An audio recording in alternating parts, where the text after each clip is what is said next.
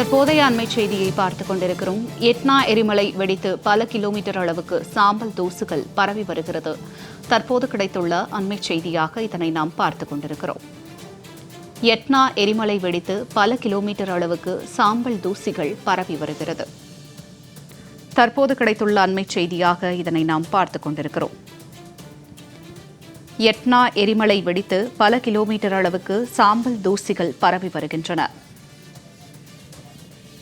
அண்மை செய்தியாக இதனை நாம் பார்த்துக் கொண்டிருக்கிறோம்.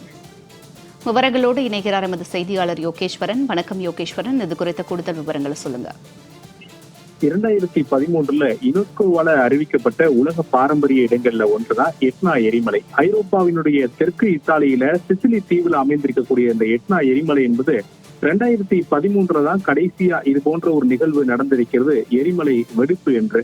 இந்த நிலையில கிட்டத்தட்ட 10 வருடங்களுக்கு பிறகாக இன்று காலை இத்தாலிய நேரப்படி 11 மணிக்கு மீண்டும் இந்த எரிமலை வெடித்து சிதறி இருப்பதாக இத்தாலியினுடைய முக்கியமான ஊடக தளங்கள் இந்த செய்திகளை எல்லாம் வெளியிட்டிருக்காங்க.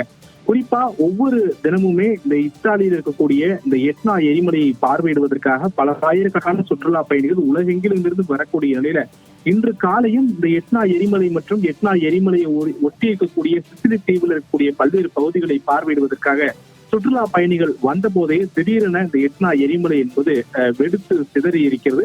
தெற்கு பள்ளத்தாக்கு பகுதிகளில் ஒரு மிகப்பெரிய வெடிப்பு ஏற்பட்டிருக்கு அப்படின்னு சொல்லி இத்தாலிய நாட்டினுடைய அதிகாரப்பூர்வ அறிவியல் அமைச்சகமானது தெரிவிச்சிருக்காங்க. அதே நேரத்துல நிலைமை குறித்து தொடர்ந்தியா நாங்க கண்காணிச்சுட்டு வரோம். சுற்றுலா பயணிகள் அங்கிருந்து பாதுகாப்பாக வெளியேற்றக்கூடிய நடவடிக்கைகள் மேற்கொள்ளப்பட்டு வருகிறது என்ற தகவல்களையும் அந்நாட்டு அரசு தரப்பிலும் தெரிவிக்கப்பட்டிருப்பதாக இத்தாலிய ஊடகங்கள் தெரிவித்திருக்கக்கூடிய நிலையில இந்த எட்னா எரிமலைக்கு அருகில் இருக்கக்கூடிய கட்டானியா அப்படின்னு சொல்லப்படக்கூடிய ஒரு சர்வதேச விமான நிலையம் அமைந்திருக்கிறது. அந்த விமான நிலையத்திற்கும் சிவப்பு எச்சரிக்கை என்று சொல்லப்பட்ட ரெட் அலர்ட் எச்சரிக்கை என்பது கொடுக்கப்பட்டு விமான சேவைகள் என்பது தற்காலிகமாக நிறுத்தி வைக்கப்பட்டிருப்பதாக அந்நாட்டு ஊடகங்கள் தரப்பிலும் தகவல்கள் சொல்லப்பட்டிருக்கிறது.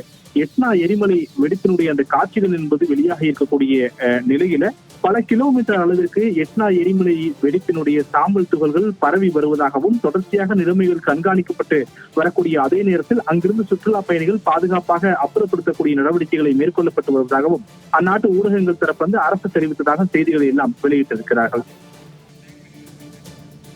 தங்களுடைய விரிவான தகவலுக்கு நன்றி யோகேஸ்வரன்.